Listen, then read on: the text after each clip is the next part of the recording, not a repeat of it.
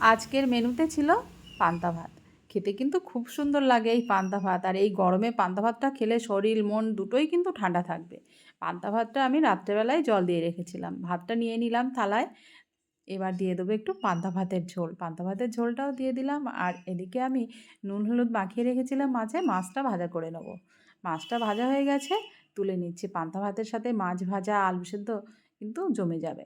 এবার এদিকে আমি মুসুর ডালের বড়া ভেজে নেবো। মুসুর ডালটা আমি 3-4 ঘন্টার জন্য ভিজিয়ে রেখেছিলাম, তাতে দিয়েছি কাঁচা লঙ্কা কুচি, আর দিলাম এখানে পেঁয়াজ কুচানো, একটু লবণ হলুদ দিয়ে মুসুর ডালের বড়াগুলো ছোটো ছোটো করে সাইজ করে দিয়ে বড়াগুলো সব ভেজে তুলে নেবো।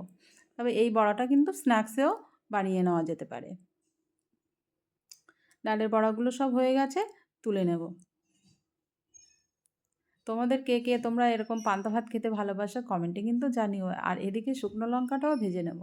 এবার তার সাথে কিন্তু আমি কিছু পেঁয়াজ কুচানো ভেজে নেব। এই যে পেঁয়াজটাও আমি ভেজে নিলাম, ভেজে তুলে নেব। আর মাকে বললাম, মা একটু আলু সেদ্ধটা মাখিয়ে দাও, তো মা আলু সেদ্ধটা মাখিয়ে নিচ্ছে। আলু সেদ্ধটা মাখানো হয়ে গেছে, এবার ভাতের ভিতরে দিলাম একটু টক দই। এবার দিয়ে দেবো আলু সিদ্ধ।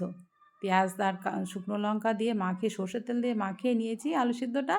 আর দিয়ে দিয়েছি সেই ডালের বড়া দুটো, লঙ্কা, আর দিয়েছি মাছ ভাজা, সাথে নুন, আর দিলাম একটু সর্ষের তেল।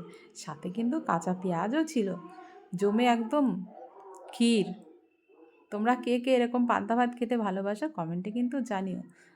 দুর্দান্ত একটা রেসিপি, আর খুব লোভনীয়। আর আমার ছেলে মেয়েও কিন্তু পান্তা ভাত খেতে খুবই ভালোবাসে। তো কেমন হয়েছে রেসিপিটা জানিও।